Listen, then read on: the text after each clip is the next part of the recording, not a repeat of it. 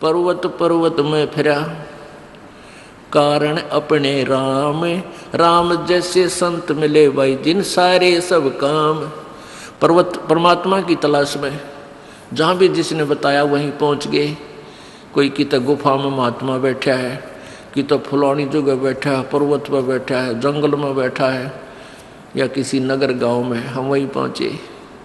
जब तक हमें वो परम संत नहीं मिले जो परमात्मा जैसे गुणों, परमात्मा से जो गुण हमें चाहिए थे उस संत के पास मिले, तो कहते राम जैसे संत मिले, जिन सारे सब काम।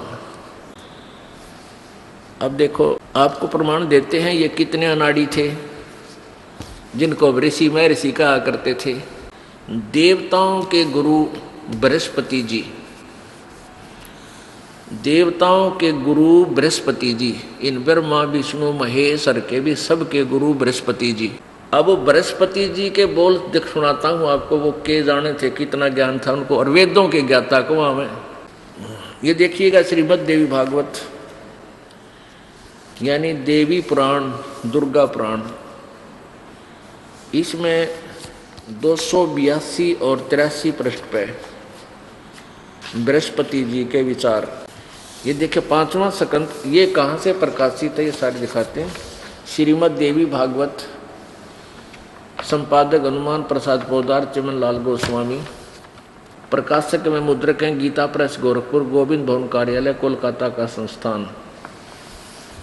इसके 5वें स्कंद में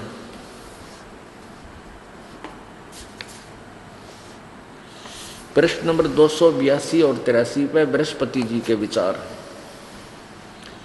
व्यास जी कहते हैं, देवराज इंद्र की बात सुनकर बृहस्पति जी उनसे कहने लगे, हम अपने मतलब का देखेंगे, यूं मक्खन है, हमने इसको शुद्ध घी ही प्राप्त करना, इससे प्रारब्ध कर्मों का अभाव बिना भोगे नहीं हो सकता, यह स्पष्ट है। आर्य संपूर्ण देवता तुम्हारे सहायक हैं, तुम स्वयं ही बुद्धिमान हो, फिर भी जो होनी है वह होकर ही रहेगी, तुम उसे टाल नहीं सकते। ऐसी स्थिति में सुख और दुख की चिंता में नहीं पड़ना चाहिए, और तेरे सर की चिंता में पड़े। ये देख लो इनके वचन। महाभाग, सुख और दुख तो दोनों कर्म से, पुण्य और पाप के अक्षय के सूचक हैं। कि दुख आवा है तो तेरा पाप घटने लाग रहे हैं, और सुख है तो तेरे पुण्य घटने लाग रहे हैं। अक्षय माने नाश, पुण्य और पाप का अक्षय, क्षय माने नाश। पुण्य और पाप के, सुख और दुख ये दोनों कर्म से पुण्य और पाप के नाश के सूचक हैं। यानी सुख है तो पाप नाश हुए हैं, और दुख है तो तेरे सुख है तो पुण्य नाश हो रहे हैं, और दुख है तो तेरे पाप नाश हो रहे हैं। अतएव विद्वान पुरुषों को चाहिए कि सुख के अभाव में भी सर्वथा आनंद का ही अनुभव करे। अरे वह देवताओं, अतएव महाराज इस अवसर पर सुयोग्य मंत्रियों से परामर्श लेकर विधि पूर्वक यत्न करने में कटिबद्ध हो जाओ। यत्न करने पर भी जो होनहार होगा वह तो सामने आएगा ही। एक बार ये दास पहले गुरुदेव ने से उपदेश ले लिया था, लेकिन मेरे को आदेश नहीं था नाम देने का। तो ऐसे इस क्षेत्र में कोई भी इस दास के अतिरिक्त और कोई साथी नहीं था, मेरे गुरु भाई नहीं था। मेरे गुरुजी ज़्यादातर दिल्ली आते थे नजफगढ़ में, या ज़्यादातर पंजाब में रहते थे, तलवंडी भाई जिला फिरोजपुर में। तो यहाँ कोई नहीं था, तो मैंने सोचा यहाँ कोई और संत भक्त हैं, उनसे भी संपर्क करूँ। तो यहाँ गरीबदास जी के और गीसा दास जी के कुछ जैसे संत परंपरा से चलते हुए महंत, फिर उनके आगे संत भक्त बने हुए थे, और वो पाठ किया करते थे वाणी का, तो वहाँ चला जाता।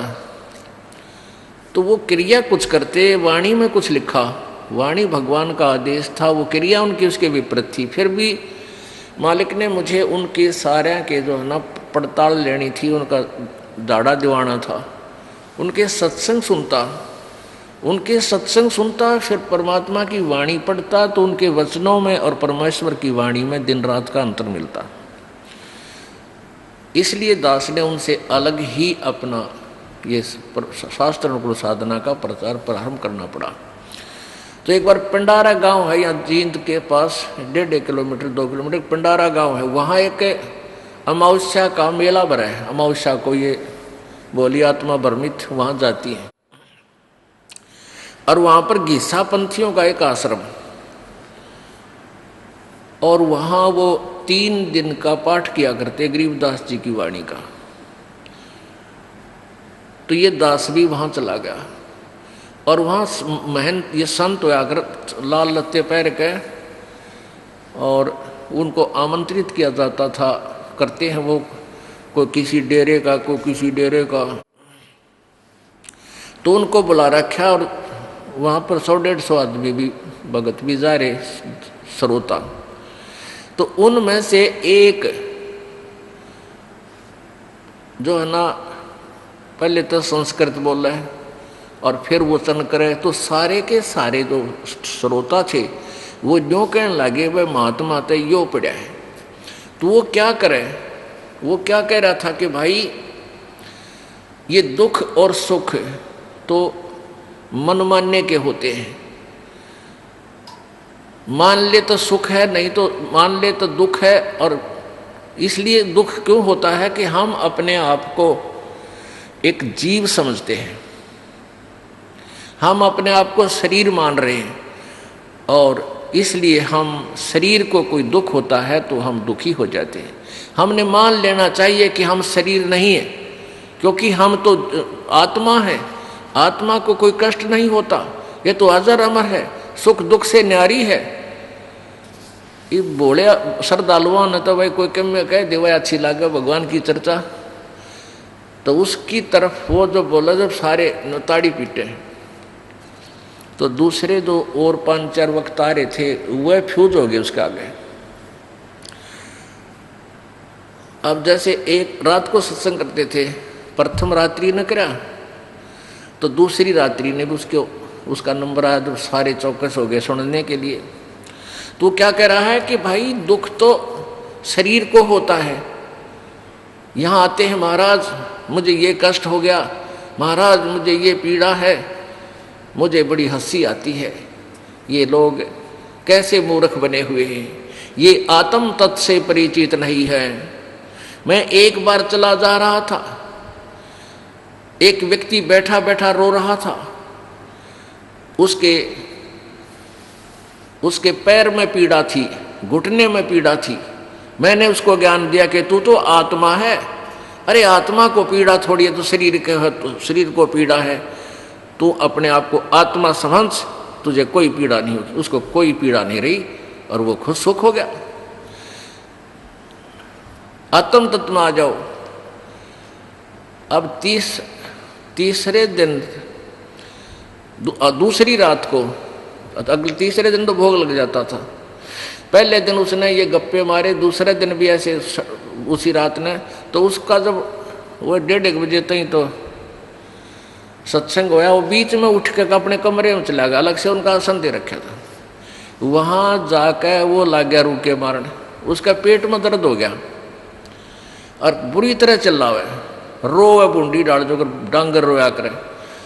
फिर वो जो वहाँ के प्रबंधक था वो गया, 1-2 सेवादार गया उसके पास, क्या हो गया महाराज जी? मर गया, पेट दुख है। वो एक पड़ोसी आश्रम था दूसरा, वहाँ 2 आश्रम है, उनके वहाँ से एक कार ले आए, उसने गेर कर उसमें जींद ले आए। डॉक्टर ने फिर उसका इंजेक्शन वगैरह लगाए, ग्लूकोज चढ़ाया। वो सुबह 5-6 बजे से वापस ले आए और वो नो चले जानो जच्चा चले अगर उतर के गाड़ी में थे और उस कमरे में घुस गया अपने में। वो दुन से संत वो महंत उसके साथ बैठा करते, लोग ज़्यादा उसकी सुनते थे, वह फ्यूज हो गए थे। वह गए 2 जने उसके पास, ने बोला महाराज तो आत्मा था, कल किलकी क्यों मारा था, क्यों रोया था डांगरे? तो यहाँ कहने का भाव ये इस तरह की थ्योरी थी इन लोगों की। अध्यक्ष क्या कह रहे हैं, बृहस्पति जी के बोल फिर सुन लो एक बार, देखो। अब ये क्या कह रहा है कि प्रारब्ध कर्मों का अभाव बिना भोगे नहीं हो सकता। यह स्पष्ट है आर्य, संपूर्ण देवता तुम्हारे सहायक हैं, तुम स्वयं भी बुद्धिमान हो, फिर भी जो होनी है वह होकर ही रहेगी, तुम उसे टाल नहीं सकते। ऐसी स्थिति में सुख और दुख की चिंता में नहीं पड़ना चाहिए। महाभाग, सुख और दुख ये दोनों कर्म से पुण्य और एवं पाप के अक्षय के सूचक है। अतएव विद्वान पुरुषों को चाहिए सुख में भी न सुख के अभाव में भी सर्वथा आनंद का अनुभव करे। पेट में दर्द हो, आनंद का अनुभव करके दिखाओ। ये बृहस्पति जी, ये तो रोग की दवाई मिल रहा है, पेट का दर्द शांत हो तब सुख का अनुभव मान सकते हैं। पेट में दर्द हो, पीड़ा भयंकर नहीं होगा ना, बस दर्द मानने ना तू दुर्द है तेरे। ये तो कहने सुन की करते बाता कोई ना देखा, अमृत खा